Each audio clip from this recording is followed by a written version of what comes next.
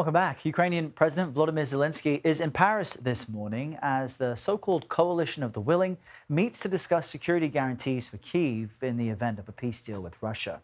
The meeting comes after President Trump tells CBS News he remains committed to pursuing a peace agreement between the warring countries, despite mounting uncertainty over the prospect of face-to-face talks between Putin and Zelenskyy. More on this, let's bring in CBS News senior foreign correspondent Imtiaz Tyab. He's following developments for us from our London newsroom. Imtiaz, great to see you. What more can you tell us about this meeting and the expectations coming out of it?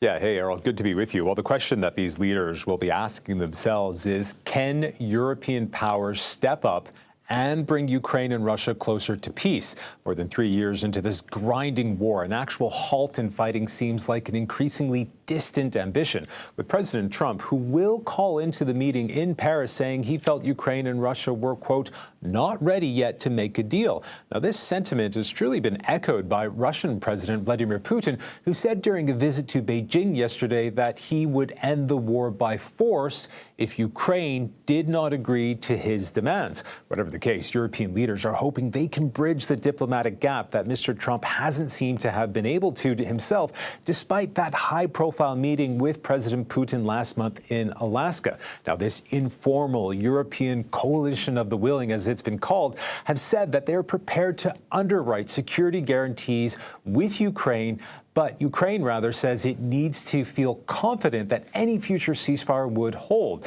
Now, since Russia's full-scale invasion in February of 2022, Ukraine has been bombed nightly by Russian missiles and drones.